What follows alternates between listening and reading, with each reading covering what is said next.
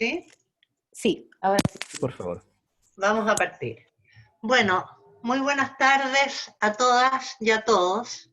Hoy día tenemos con nosotros al invitado Eduardo Rojas. Eduardo es arquitecto de esta universidad, es Master Philosophy en Desarrollo Urbano y Regional por la Universidad de Edimburgo. Tiene un MBA con especialización en finanzas por la Universidad Johns Hopkins y es doctor en urbanismo por la Universidad Lusófona de Lisboa. También es profesor en el programa de preservación histórica de la Escuela de Diseño de la Universidad de Pensilvania en Estados Unidos. Eduardo ha asesorado al Banco Mundial, la Organización de Cooperación para el Desarrollo Económico, el Fondo Mundial de Monumentos y el Instituto Getty de Preservación. Es autor de numerosos libros y artículos técnicos sobre desarrollo urbano y rehabilitación de áreas urbanas patrimoniales. Fue especialista principal en desarrollo urbano del Banco Interamericano del Desarrollo, donde trabajó en el diseño y la ejecución de múltiples programas de rehabilitación de centros históricos que recibieron financiamiento del banco. Personalmente conocí hace años ya a Eduardo Rojas cuando yo cursaba el Magíster en Planificación y Desarrollo Urbano en esta universidad y él era ya profesor. Es un gran placer y un honor tenerlo hoy con nosotros. Eduardo, querido amigo, muchas gracias y bienvenido nuevamente. Te escuchamos.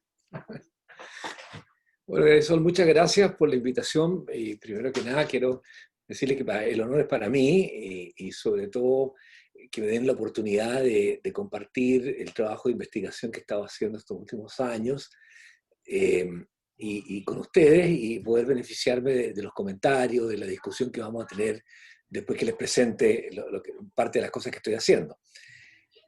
Como decía Marisol, uno va por la vida, ¿no es cierto?, agregando especializaciones y conocimientos, un poco respondiendo a las preguntas que tiene. Y tuve la suerte que en el Banco Interamericano me invitaron a montar unas operaciones de preservación de centros históricos y empecé a fascinarme con el problema y trabajar con mucha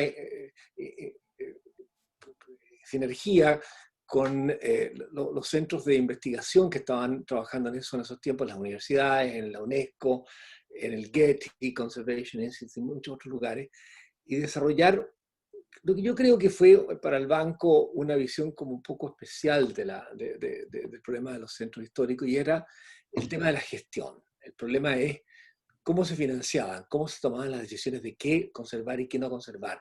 Empezar a preguntarse, ¿por qué hacemos esto? ¿Y para qué? Y un poco agregar a este ingrediente que lo había discutido mucho quizás, ¿no es cierto?, ICOMOS, ICROM y todas estas organizaciones, dos componentes. Uno, el componente urbano, por supuesto el patrimonio ya que era más allá del monumento, y segundo, el patrimonio pensando un poco, bueno, ¿quién paga por esto? ¿Quién financia todas estas cosas? Entonces, de ahí viene lo que les voy a presentar ahora, que es una esquina de lo que estoy trabajando y que es, en síntesis, mi hipótesis de que creo que la única forma que la conservación del patrimonio urbano tenga éxito y sostenibilidad a largo plazo es que se convierta en una actividad local, en una preocupación de los actores locales del patrimonio. Y aquí quiero conversar con ustedes esto porque obviamente en América Latina todavía tenemos una ambigüedad respecto a esto. El patrimonio sigue siendo un poco, como lo voy a mostrar más adelante, una preocupación de entidades de cultura, pero no de entidades urbanas. Y cuando entonces el patrimonio es urbano, cuando entran las cosas urbanas, a veces se producen conflictos que son a veces bastante marcados y que son muy estériles en muchas cosas. Entonces mi propuesta ahora va a ser, quiero mostrarles un poco el pensamiento que he desarrollado hace un tiempo a esta parte, y este contenido de hoy día es parte de un capítulo, un libro que se va a publicar luego, pero quiero mostrarles un poco lo que estoy pensando ahora con respecto a cómo avanzar en la conservación del patrimonio, y sobre todo pensando en que este es un problema local y cómo llevarlo al ámbito local. En fin, partamos entonces. A ver, ¿cómo es esto? Ya. Primera cosa, ¿no es cierto?, es que el patrimonio urbano, la conservación del patrimonio urbano ya hoy día está bastante establecido, consolidado. Esto no era tan claro hace 20 años atrás o 30 años atrás.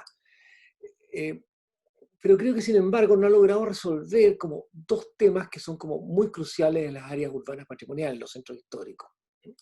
Son dos desajustes. Por un lado están abandonados, es quizás una de las experiencias más comunes en América Latina encontrar estos centros como deteriorados, venidos a menos, o a veces, como este es el caso, ¿no es cierto? Aquí están las fotos del Peluriño, en Salvador de Bahía, la esquina de la Barroquiña, que es una esquina bastante compleja, y ustedes ven ahí el lado, el problema de deterioro que tiene, que es complejo, y es tridimensional, es social, es físico, es económico, o a otras veces no están tan sobreutilizados, como me tocó experimentar en el trabajo que llevé a los alumnos ahora a Cartagena, en Colombia, donde encontramos que como que el centro histórico se había tomado por la parranda, por la fiesta, ¿no? Y eso tenía connotaciones positivas y negativas.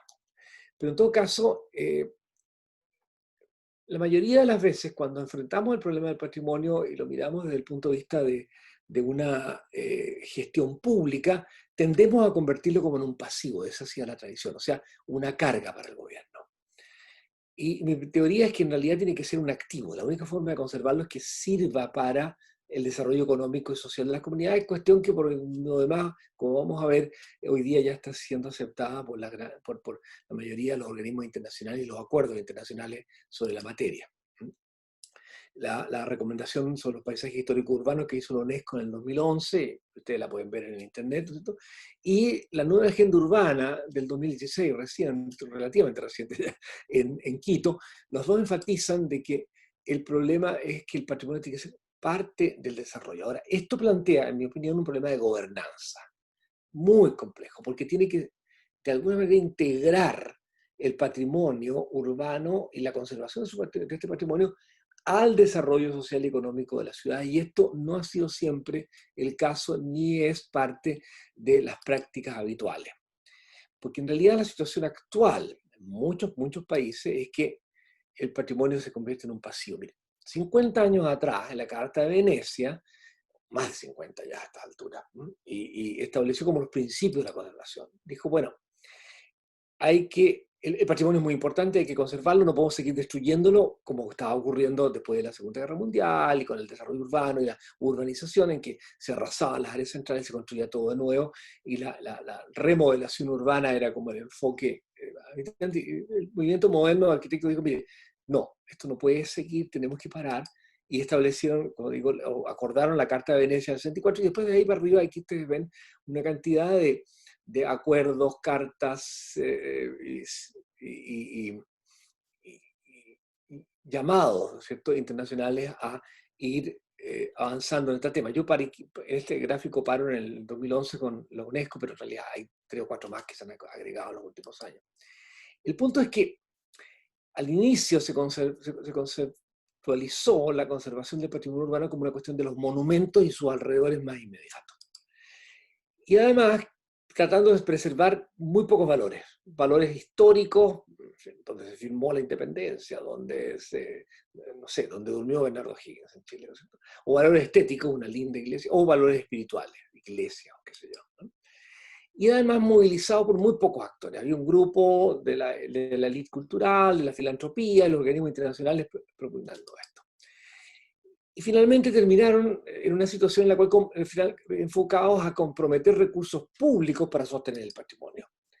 Y por otro lado, ¿no es cierto?, diciendo, bueno, usted no puede hacer lo que quiera con su patrimonio, tiene que cuidarlo de acuerdo con lo que nosotros decimos. Entonces aquí estamos. Pero las dos cosas no se juntaban muy bien. ¿Por qué? Porque les planteábamos conservaciones muy rigurosas, o sea, o total, no podías tocar nada, había que solamente restaurarlo a lo que había sido en el pasado, o permitiendo apenas menores adaptaciones.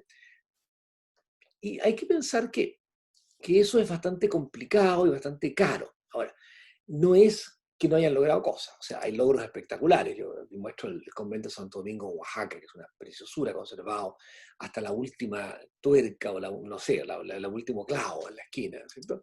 O que conocemos todos en Valparaíso, muy, muy, muy lindo, muy bien hecho, el Palacio Bauriza como un museo que es interesantísimo, porque es un museo que además conserva parte de lo que fue, como una casa. Entonces uno va recorriendo los cuadros y termina pasando por el baño y sigue. O sea, está muy, muy bien hecho. Un caso muy notable, pero se ha logrado, pero con enorme cantidad de recursos públicos. O espacios urbanos como los que vemos acá, ¿no es cierto?, la Plaza Bolívar de Bogotá, ni que decirle, bueno, el Zócalo de México, hay millones de estos ejemplos. Pero el punto es que los costos que logró esto fueron enormes, sobre todo para el gobierno, por la cantidad de recursos que ha tenido que destinar. Ustedes vieron que prácticamente todos estos casos o eran finalmente financiados enteramente por el gobierno o una combinación entre gobierno y filantropía privada, ¿cierto?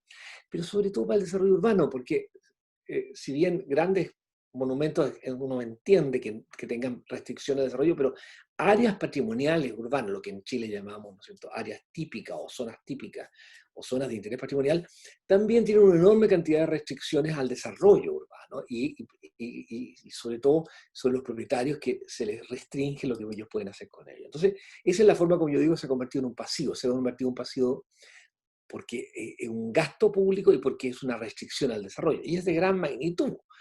Si tú miras las cantidades de sitios patrimoniales protegidos que hay en el mundo, ahí ustedes tienen los datos, 500.000 sitios o lugares o edificios en el Reino Unido, Italia ni qué decir, Brasil, México, en fin. Y sobre todo, cuando entramos en centros históricos son áreas urbanas muy grandes, 400 hectáreas, 300 hectáreas, o sea, son sitios muy grandes, muy complejos y sobre todo que requieren muchos recursos para hacerlo. Entonces, este enfoque no es efectivamente financiable, creo yo, a largo plazo.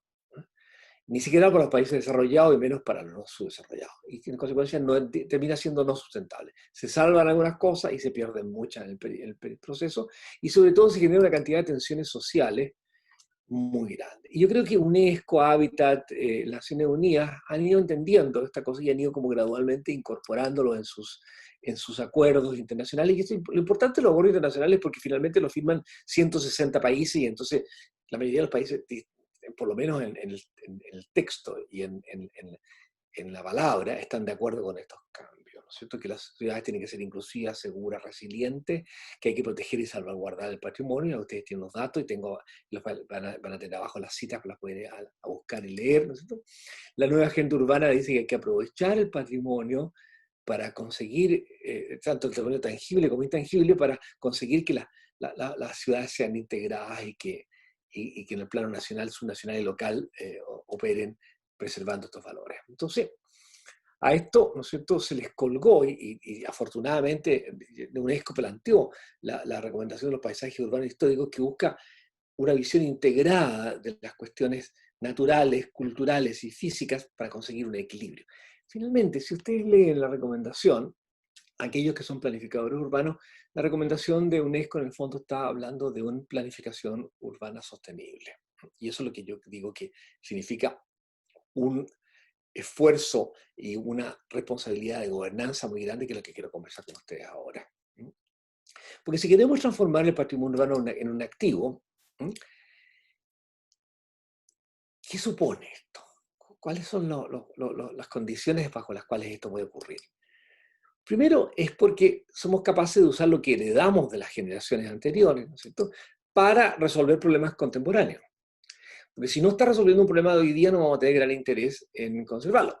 En fin, hay, ¿no es cierto?, muchos lugares que están ahí en categoría de ruina. En Europa uno va y ve unos castillos normandos que están abandonados, no cumplen ninguna función social. Hoy día nadie tiene interés en poder recuperar, no se tiene por qué, porque es una infraestructura que ya no se necesita, y entonces está ahí en la categoría ruina. Pero si queremos conservarlo en forma activa y como contribuyente al desarrollo, tiene que estar satisfaciendo alguna necesidad contemporánea. Pero a su vez tiene que retener los atributos que le dan los valores culturales que lo convierten en patrimonio. Y ahí está precisamente el delicado equilibrio. Yo creo que esto es posible hoy, más que hace 30 años atrás. Bueno, ¿por qué? Porque hoy día creo que tenemos una mayor conciencia de la diversidad de valores que tiene el patrimonio. Y vamos a conversar un poco de esto en un minuto más, ¿no? Pero también porque, como tiene más diversidad de valores, hay muchos actores sociales que están interesados, muchos más actores sociales que están interesados. No solo la ley cultural de la Sociedad de Protección de los Sitios Históricos Nacionales, sino que comunidades locales. Ustedes conocen en Chile los esfuerzos de muchas comunidades en las distintas ciudades del país por proteger el valor de sus barrios, el barrio Yungay, el barrio Mata, no sé, la esquina de los barrios en Puerto Montt, en otros lados. Y esos actores sociales hoy día están mucho más empoderados y creo que un gran recurso para seguir adelante. Pero sobre todo también porque hoy día se acepta mucho más el hecho de que los sitios patrimoniales, tanto edificios o espacios públicos patrimoniales, sean rehabilitados y reusados para usos contemporáneos. Yo creo que es una gran avance. El otro avance importantísimo para esto es que hoy día hay metodologías y mecanismos operacionales mucho más comprobados para la recuperación de áreas urbanas. Hace 40 años atrás, cuando yo empecé a trabajar en la Cormo, en Chile, era la renovación urbana, demoler y reconstruir de nuevo. Hoy día hay muchas otras formas de construir y reconstruir y rehabilitar en el tejido urbano existente con respuesta a las comunidades locales, y eso hemos aprendido muchísimo. Entonces, creo que esta combinación de avances en la cuestión patrimonial por un lado y avances en la cuestión urbana hoy día auguran un futuro bastante mejor.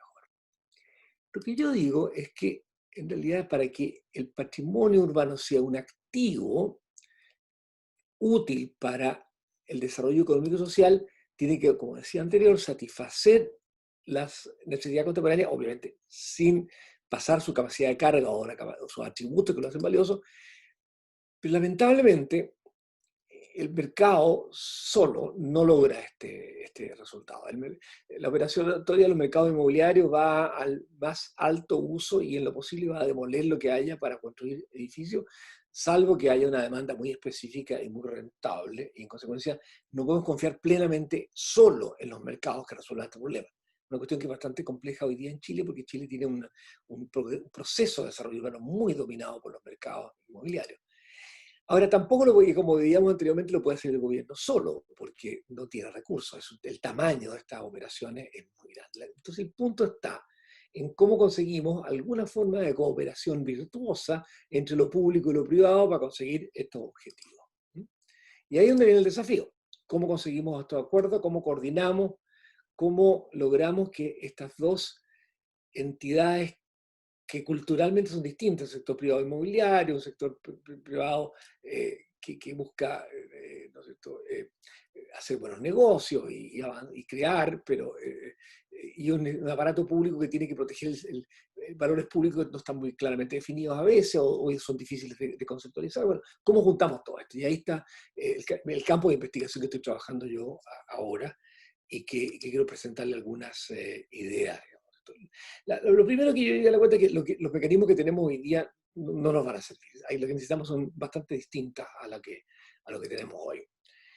Porque tenemos que pensar en qué instituciones y qué estructuras de autoridad, y aquí es muy importante, estructuras de autoridad significa qué tipo de normas, regulaciones, formas de que se coarte un poco, si ustedes quieren, la libertad individual para asegurar el bien público, podemos usar en esta materia. Y entonces voy a estructurar todo el resto de mi clase entre estas dos polaridades, las instituciones y las estructuras de autoridad, y vamos a ir conversando un poco qué es lo que hay, qué funciona, qué no funciona, cómo estamos andando. Con respecto, porque obviamente con las estructuras de autoridad, que son, como digo, estas normas, estas leyes, hay que primero definir, y es una cuestión bastante profunda en la sociedad, bueno, qué conservar, cómo conservar y por qué medios conservar. Son preguntas bastante importantes que no tenemos a veces formas muy democráticas, si ustedes quieren, de resolverla. O sea, tenemos que pasar de los monumentos y sus alrededores, que ya hoy día todo el mundo está canónicamente relativamente aceptado, que es importante, a cómo resolvemos el problema de todos los componentes del patrimonio urbano, que son edificios, espacios públicos, el patrimonio intangible en la sociedad.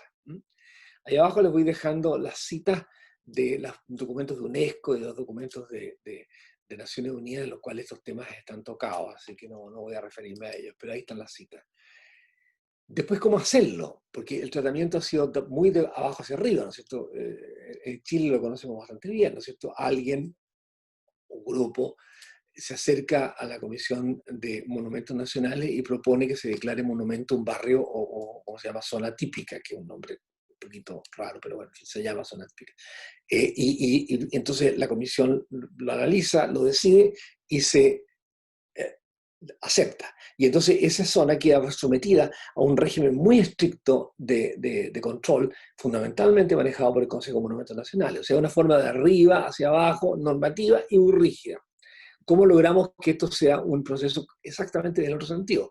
participativo en el sentido que todos estén de acuerdo, que eso es importante, que sea abierto en el sentido que todos participen y todos pueden opinar, y además flexible para permitir la adaptación a usos tradicionales, contemporáneos. Ahí dejo las citas abajo al respecto. Y sobre todo, pasar de lo que tenemos hoy día, que son una serie de intervenciones como esporádicas. En fin, se salva el Palacio Pereira en Santiago porque, bueno, porque el gobierno de Chile lo compró y porque ahí van a poner al Ministerio de la Cultura. Se salva la iglesia de la matriz, ¿no es cierto?, porque hubo un filántropo que lo financió. Pero no responden a intervenciones como integradas y sostenidas que sean una preocupación de todos los actores sociales que están involucrados. Y ahí ese es el salto que yo creo que tenemos que hacer y que nos ha costado mucho tiempo, y yo creo que en una mirada en América Latina hay avance y lo vamos a ver después, pero todavía queda un buen camino por recorrer. Entonces, el punto es, en términos ya muy operativos, decir, bueno, ¿cómo avanzamos en esto? Bueno, primero hay que ponernos de acuerdo, ¿no?, en qué son los valores del patrimonio urbano que tenemos, qué usos le podemos dar, y hasta dónde este patrimonio es vulnerable y en consecuencia estamos dispuestos a no traspasar esas vulnerabilidades. O sea, autorrestringirnos como comunidad es lo que hacemos con este patrimonio para ponerlo en uso hoy día. Significa también, obviamente, que la comunidad está dispuesta a entender de que el propietario puede sufrir daños, por eso estamos dispuestos a compensarlo, o cómo vamos a ver. O sea, la respuesta a estas tres preguntas echa a jugar cuestiones valóricas muy importantes y sobre todo cuestiones financieras, al final de cuentas, bastante significativas. Pero el punto es cómo conseguimos acuerdos transversales, además sobre cómo intervenimos y cómo logramos estos objetivos, cómo cooperamos entre nosotros. Y voy a dedicarle un rato después a esto. Y el ejemplo que voy a mostrar, que es un ejemplo muy cercano a mi corazón, me tocó trabajar en ese proyecto muy intensamente, el proyecto del Centro Histórico de Quito, en una parte importante de su tiempo logró resolver el problema. Fabricó instituciones que fueron capaces de integrar el proceso de conservación del patrimonio al proceso de gestión de la ciudad. Y esa es la parte que yo argumento que es donde tenemos que caminar hoy por hoy, en esta esquina particular de la conservación del patrimonio.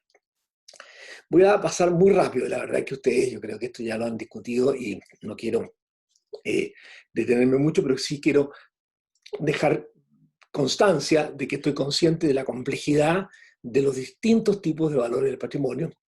Y aquí he tomado, como digo abajo, un enfoque utilitario que parte de la base que el patrimonio es valorado porque tú obtienes algún beneficio por él.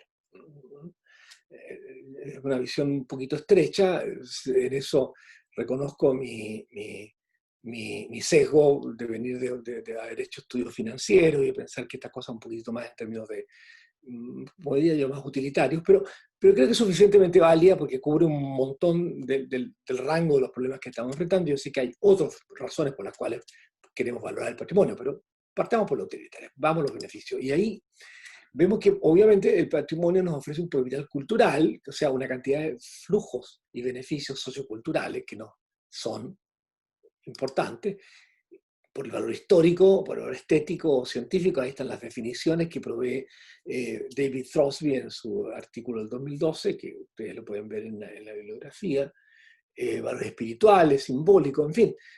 Hay cuestiones que la sociedad valora, ¿no es cierto?, en términos sociales y culturales. Pero también, en el caso del patrimonio urbano, por eso que yo siempre dije que me restringía a esta esquina, acá, a esta esquina del tema, es un capital inmueble y que provee beneficios económicos, genera beneficios como son rentas inmobiliarias, pero también genera gastos. Entonces, cuando agregan abajo los económicos, hay algunos casos que son de valores de uso directo, como por ejemplo, que provee beneficios sociales, beneficios monetarios, ¿no es cierto?, al quien arrienda el edificio, o a la gente que está dispuesta a pagar más por vivir en una casa histórica o patrimonial. En todo caso, en mi caso, yo vivo en una casa que fue construida en 1865 en el medio de la guerra civil en Washington y es declarada patrimonial, y esta área es un poquito más cara que todas las otras porque es patrimonial. Entonces eso pasa. Pero también hay casos indirectos en el cual por estar frente a un edificio patrimonial mi casa vale más o mi propiedad vale más. O sea, son valores de uso y valores obviamente de no uso. Quizás el más importante es el que los gobiernos tienden a asumir sobre sus espaldas porque dicen, bueno, no podemos no transmitir este patrimonio a las próximas generaciones, el valor de herencia, y estamos dispuestos a gastar plata en eso. Entonces, en los valores económicos tenemos esta dualidad de que hay valores que son de uso, como directos, renta, flujo de caja, o indirectos por valorización, pero también los gastos públicos o gastos filantrópicos, si ustedes quieren, para sostenerlo. Entonces, tiene la doble variedad. Esa es la primera parte, o sea, ¿por qué conservamos y qué nos trae como individuo o como colectividad el conservar el patrimonio? Y eso hace entonces que haya muy distintos interesados. Yo creo que aquí es donde hay un área que yo estaba trabajando mucho en detalle, porque me parece que estaba como poco desarrollada en la discusión existente, porque hay una gran diversidad de interesados. Tendemos a pensar, cuando se habla así, participación de los interesados, stakeholders, todos metidos adentro de un mismo saco. Y la verdad que son tremendamente diversos. Por ejemplo, en términos de intereses, ¿no es cierto? Bueno, ¿quién está interesado en el valor estético del patrimonio? Bueno, una élite cultural, académica, un grupo que no es muy grande en general, ¿no es cierto? Pero muchos otros están interesados en las cuestiones históricas, ¿no es cierto? Y se agranda un poco más cuando, por ejemplo, el valor social, o sea, la plaza, no sé, en la plaza del barrio Yungay, donde se celebran las festividades del roto chileno, bueno, la plaza es importante para esa comunidad porque ahí hay una festividad. Y si existe, plaza no existiera, ¿dónde iría esa festividad? Bueno, hay valor social, entonces es más grande ese grupo. Pero también los gobiernos, como les decía, cuando ya presionan las comunidades por tener ese valor de herencia, entonces empiezan a gastar plata, y también aparecen de repente, ¿no es cierto?, inversionistas que dicen, bueno, como acá, ¿no es cierto?, que el que rehabilitó esta casa, que es donde yo vivo, que dijo, bueno, la puedo vender, y me van a pagar por ella, y bueno, hay aquí un valor de uso. Entonces, esa es la parte de quiénes son los grupos interesados, pero también los intereses de cada interesado son muy distintos. Y aquí la cosa se pone un poquito más complicada y les pido disculpas porque, como es muy nuevo, he tenido que estar jugando con las definiciones en inglés y en castellano. A veces las palabras no andan todas juntas, así que las puse ahí unas detrás de otras. Estoy siguiendo la teoría de Schmitter sobre la idea de holders, o sea, interesados en el patrimonio. Hay quienes tienen derecho a elegir a los representantes que toman decisiones sobre el patrimonio en el barrio, o sea, no sé, los alcaldes o incluso el ministro de Cultura. Bueno, esos tienen derecho de representación política, son electores, ¿no es cierto? Pero hay otros que usan el área patrimonial, esos son usuarios, son distintos los intereses de los dos, obviamente. Hay otros que saben sobre el patrimonio y entonces respetan mucho este patrimonio y tratan de diseminar las ideas para que se conserve. Esos son los conocedores, knowledge holders. Pero hay otros que están propietarios ahí, o sea, yo tengo esta casa y entonces en consecuencia lo que se decida sobre este patrimonio me va a afectar en que gano o pierdo o puedo profitar más o menos. Soy prácticamente un accionista en el barrio, ¿no es cierto?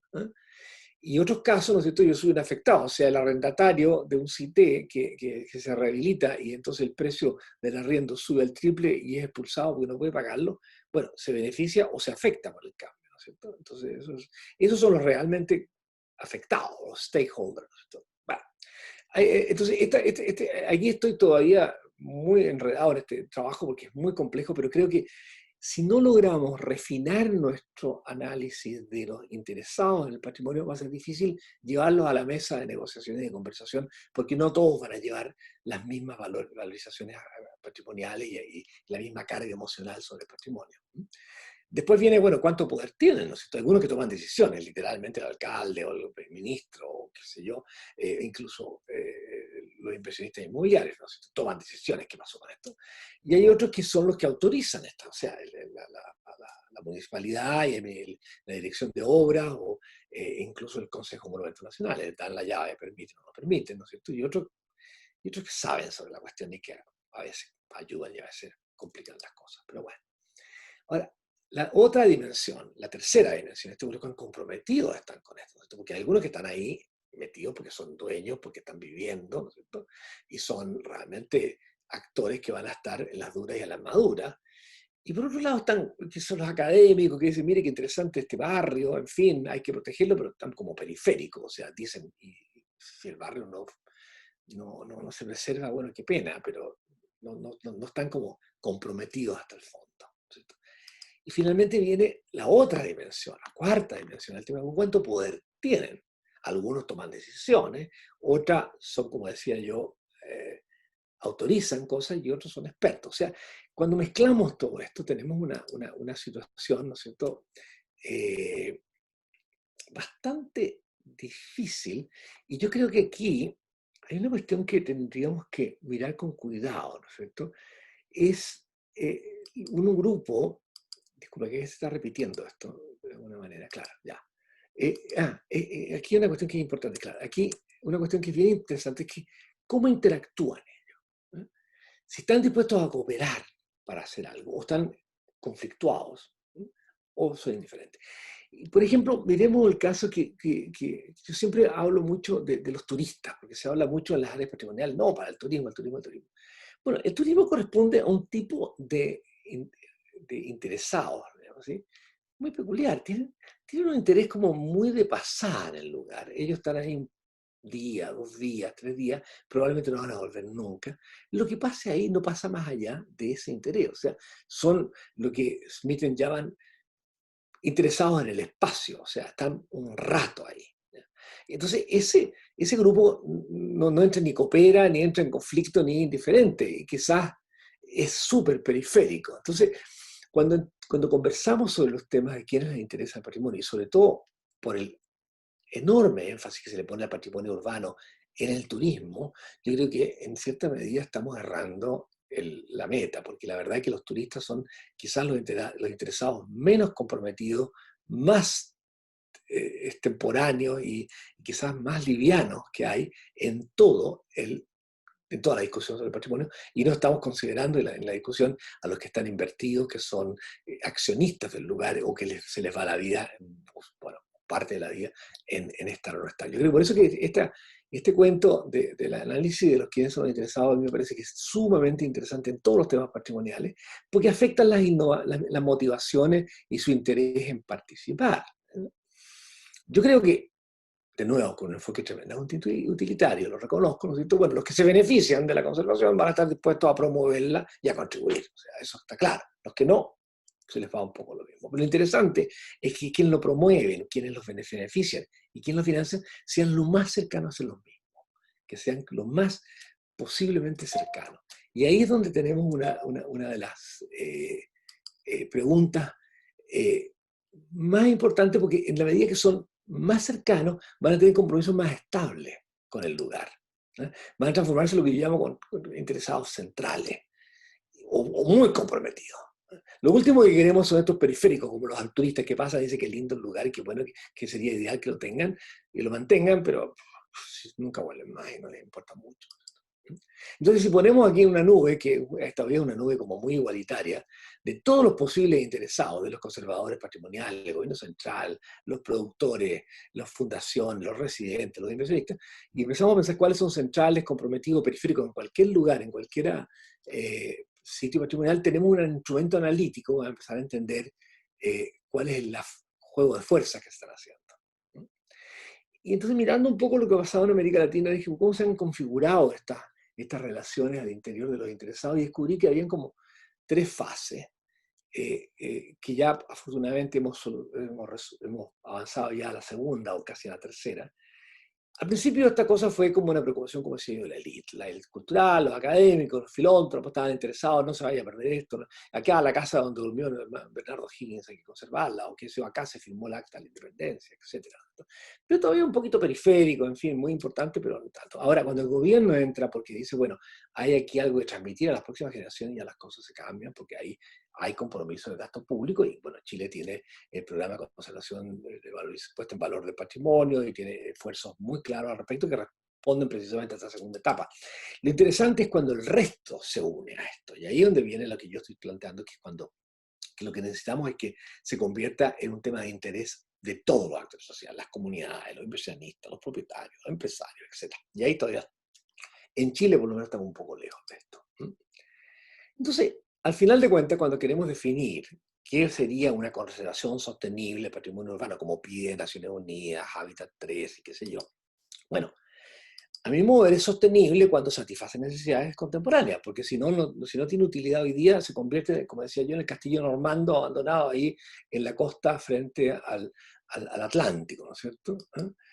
Pero además, esos bienes patrimoniales, espacios públicos, edificios, etcétera, conservan los atributos que tuvieron, o la gran cantidad de atributos. Y en final de cuentas contribuye todo el mundo a financiarlo, porque finalmente todos tenemos interés que esto esté ahí, ¿cierto? Y no solo hace eso, sino que logra que los usuarios actuales se mantengan por lo menos lo posible, sobre todo en los centros históricos abandonados, como mostrábamos en el Perú Niño, ¿no es cierto? Que los residentes se atraigan. Ahora, la hipótesis, bueno, digo, bueno, es cuando logramos esto, solamente para que sea sostenible, digo, cuando más diversificada sea la base de interesados en el patrimonio, va a ser más sostenible. Van a haber más gente que va a estar dispuesta a esforzarse para que esto ocurra. Porque, en fin, si uno falla, el otro va a tomar la posta. Porque si hay interés solamente en la cuestión histórica, pero no, por acá también hay intereses sociales, también hay intereses económicos de uso, etc.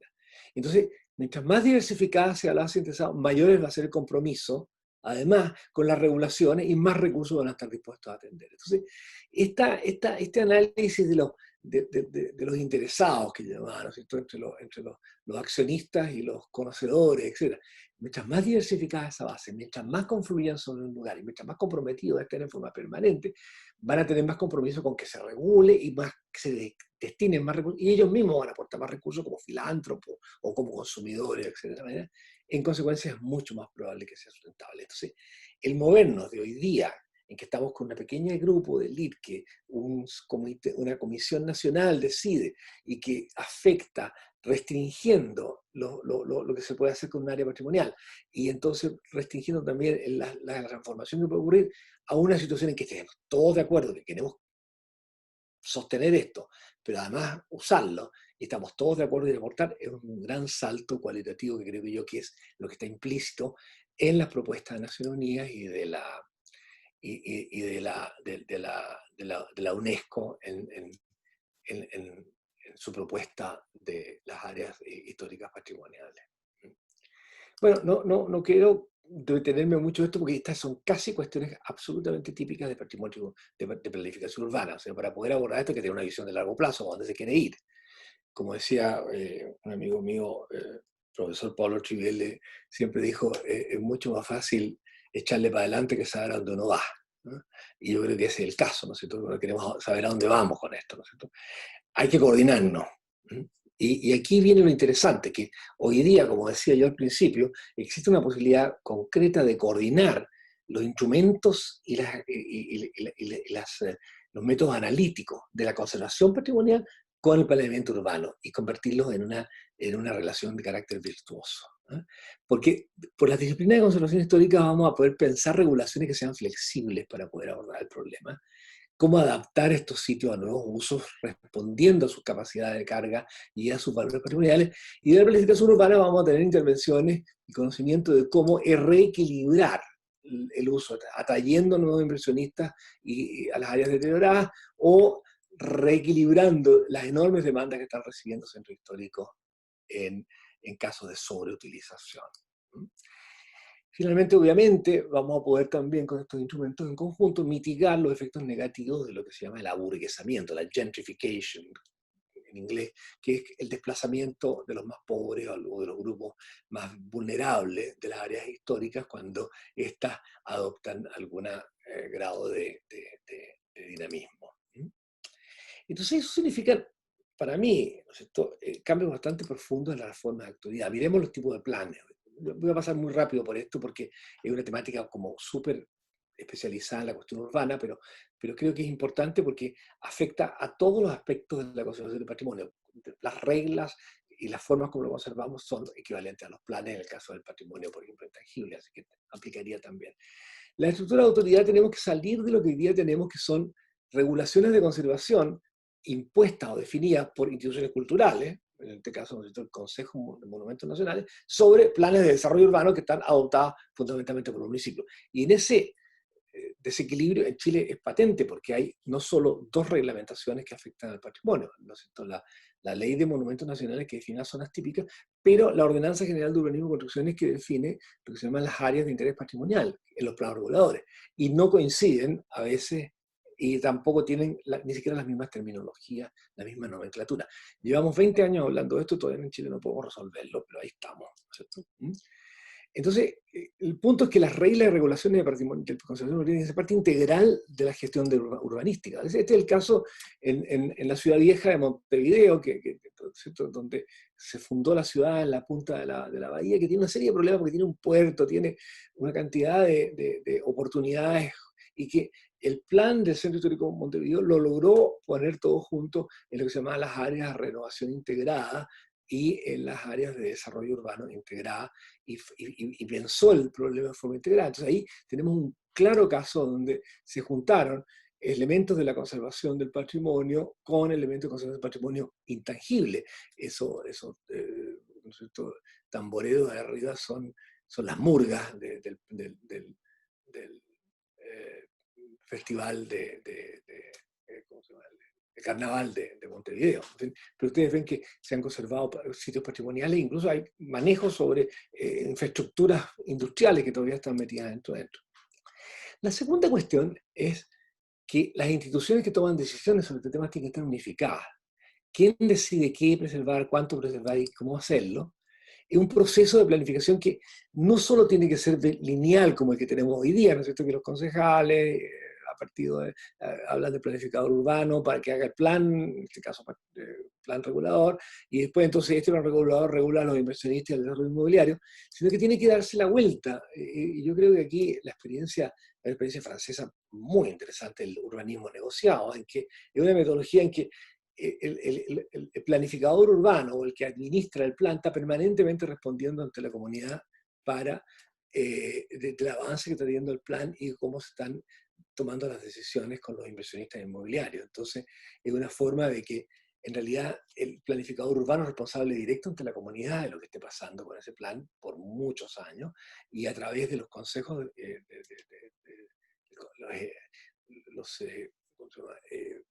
políticos electos, ¿no es cierto? En el Consejo, se produce esa comunicación. Lo han hecho, y la Besançon en Bordeaux me tocó verla, es la recuperación del antiguo puerto, que tuvo que resolver cuestiones muy complejas, no solo patrimoniales, sino que emocionales. Una es qué carácter tenía que tener el nuevo desarrollo, si seguía o no teniendo, como ven en la foto a la izquierda, un carácter como medio industrial, muy propio de un puerto, pero a la derecha era si se conservaba o no la base de submarinos alemanes de la Segunda Guerra Mundial, que se construyó en Bordeaux para atacar al comercio o a los transportes aliados en el Atlántico, ¿eh? que tiene una cantidad de connotaciones emocionales, porque fue construido con trabajo forzado de prisioneros de guerra y fundamentalmente de republicanos españoles que habían ido a refugiarse a Francia y que quedaron atrapados en esta cuestión. Ahí mismo el edificio tiene a un lado la lista de todos los refugiados españoles que murieron construyendo estos búnkers. Bueno, hoy día está transformado en un centro de creatividad y actividades colectivas, pero yo estoy seguro que esta decisión de conservar eso o qué hacer con eso no fue una decisión emocionalmente fácil para los ciudadanos. Entonces, habla bien de este proceso de concertación. En que hay confianza entre los distintos interesados, en que hay participación, que hay un compromiso de largo plazo con lo que está pasando, y que hay un apoyo sostenido de largo plazo también con respecto a lo que se va a hacer en un pedazo de territorio. Cuestiones que nos cuesta mucho a nosotros en general, ¿no es cierto? Ahora, otra cuestión que hay que ver son las regulaciones. ¿Con qué regulaciones manejamos esto? Hay que evitar que las regulaciones limiten en forma homogénea y atada a la raza lo que pasa en un área patrimonial, que es la tendencia un poco de nuestras zonas típicas, en que hay muy poca flexibilidad para ajustarse a cambios y a nuevas demandas de la comunidad. Creo yo que el enfoque que UNESCO propone, ¿no es cierto?, que se llama la gradación de la conservación. Hay casos en que hay que tener una conservación completa, no se puede tocar porque es un monumento demasiado importante, no sé, qué sé yo. En Chile, no sé, porque a todos le han tocado tanto, pero no sé, pongámosle la catedral, qué sé yo, la iglesia catedral de Chillán, ¿no es cierto? Bueno, no se toca. Pero hay otro que hay una conservación como muy rigurosa para poder conservar el grueso de los valores físicos y emocionales que tiene un lugar. Pero en otros casos es una restauración de carácter tipológico. O sea, bueno, mientras mantengamos el tipo de la casa de 3 patios, con los jardines, con los corredores, y qué sé yo, bueno, ahí adentro, un poco la casa, ¿no es cierto? La casa colorada en Santiago. Es un ejemplo de eso, que hay unas oficinas municipales metidas adentro, pero la casa sigue sosteniendo su tipología, ¿no es cierto? Hay otros casos en que es más bien contextual, en que lo que importa es la fachada del barrio, bueno, en fin. Y aquí ustedes ven estos distintos casos con fotografías de Cartagena, de la cual voy a hablar en un minuto más, ¿no es cierto? En Cartagena se aplicó ese concepto. Giorgio Lombardi, un profesor de urbanismo de la Universidad de Venecia, bueno, nos ayudó, porque es un trabajo que se hizo con el BID, con la ciudad, a establecer lo que se llamó para el centro histórico, que ustedes lo ven ahí, que es un pedacito hoy día mínimo de lo que es esta enorme organización de 1 millón de habitantes que tiene Cartagena en torno a las ciénagas y a la bahía, ¿no es cierto? No solo, bueno, obviamente poner en valor y conservar el patrimonio militar.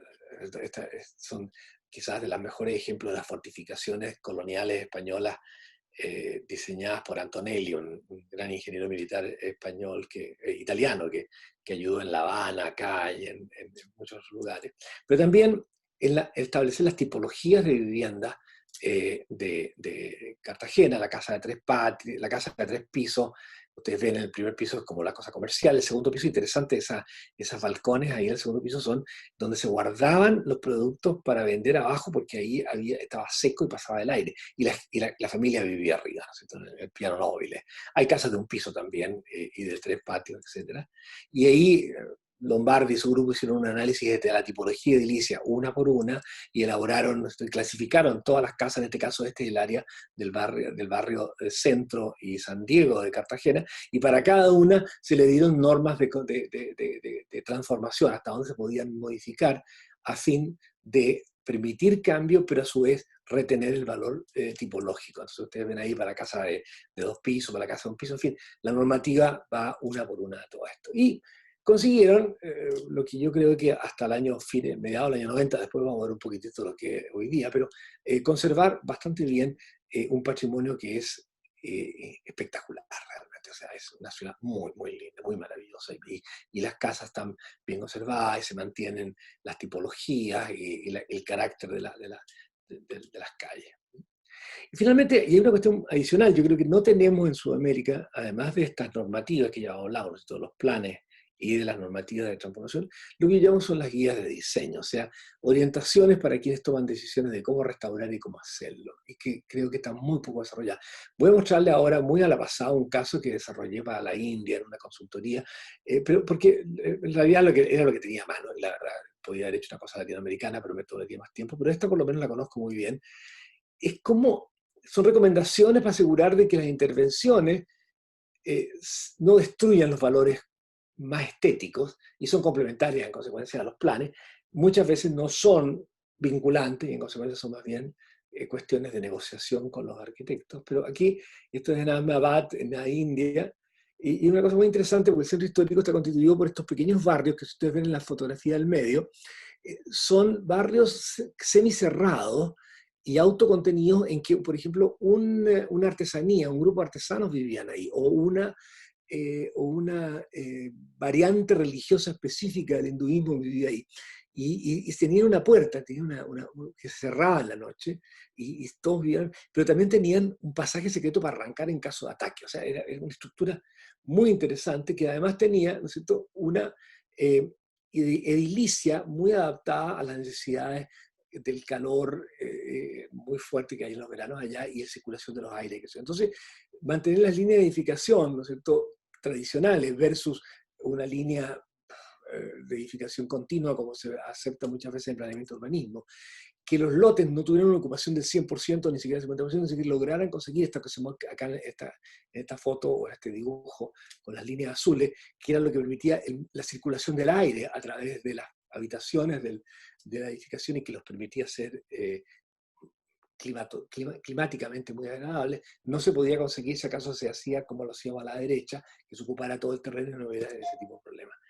Y así, ¿no es cierto?, en la configuración, ¿no es cierto?, de la fachada, que estaban los pisos de encima estaban muy proyectados sobre la calle, de manera de ir generando sombra y una zona de y obviamente no entender que haya edificios de una escala desproporcionada. Todas estas cosas van en unas recomendaciones de diseño que son algo que la alineación de fachadas, ustedes ven que el dibujo a la izquierda, la fachada va produciendo la sombra para que la calle sea muy agradable comparativamente con el peso, y entonces que obviamente no se consigue un edificio en fin, sutilezas de ese tipo que son ya quizás más avanzadas, pero que nosotros ni siquiera hemos empezado ni siquiera a discutir, ¿no es cierto? Como, o el alineamiento de las fenestraciones en la fachada, etc.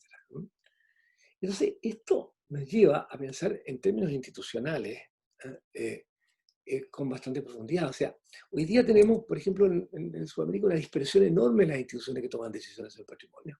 El Ministerio de Turismo tiene algo así, el patrimonio tiene así, el Ministerio de Cultura, el Departamento de Parques Nacional, el Ministerio del Medio Ambiente. O sea, país que uno vaya, hay como 6 o 7 que están dando vueltas y que están todos mirando desde el punto de vista estrictamente cultural, no urbanístico.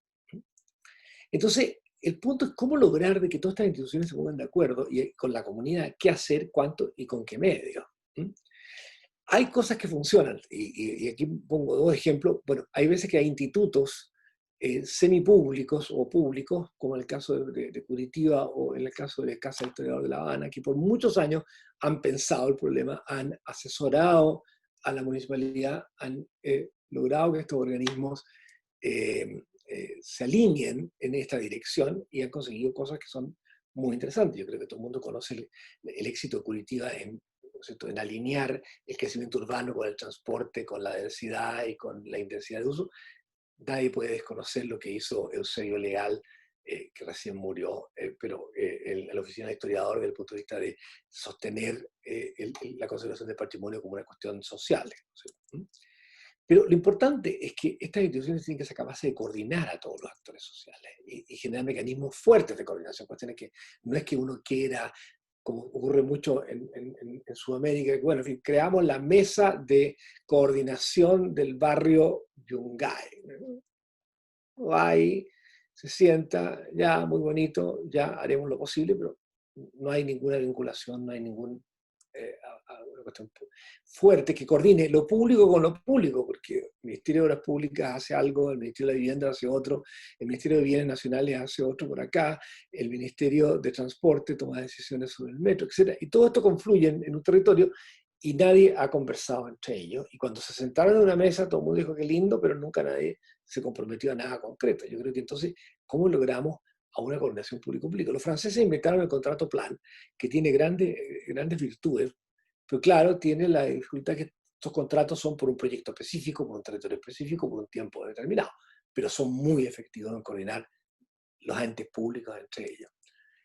La coordinación entre lo público y lo privado es más difícil y en general los mayores éxitos que hemos visto han sido a través de sociedades de capital mixto que los españoles usaron ampliamente en el caso de Barcelona, por ejemplo, y del cual nosotros en el BID copiamos la estructura y tuvo mucho éxito en el caso de Quito, en Ecuador.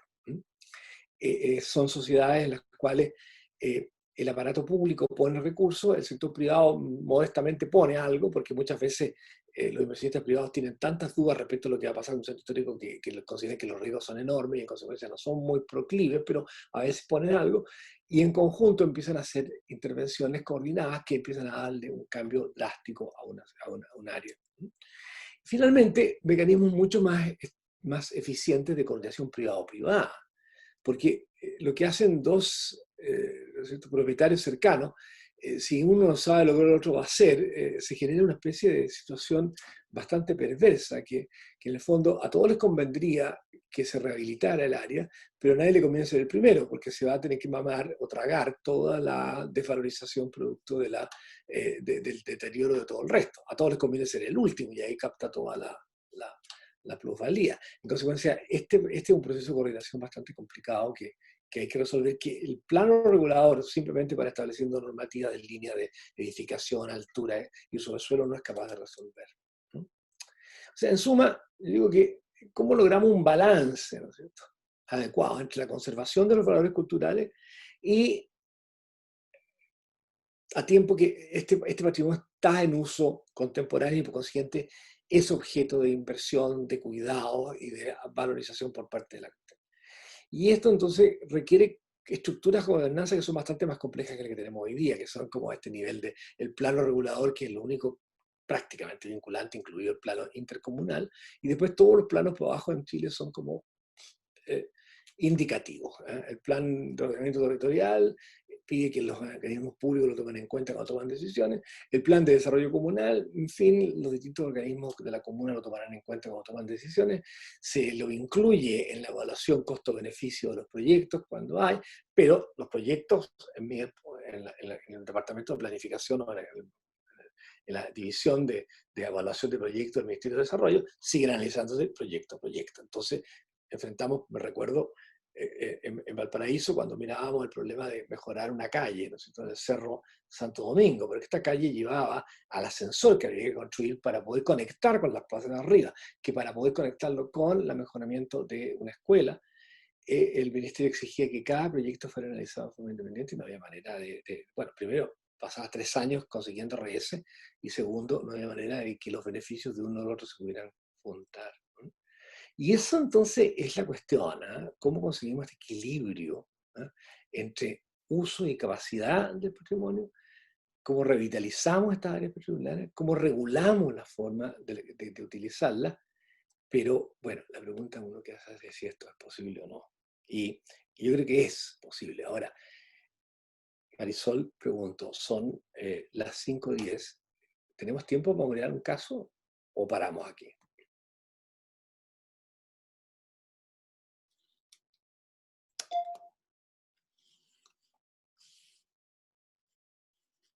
Marisol. Sí, usted decide.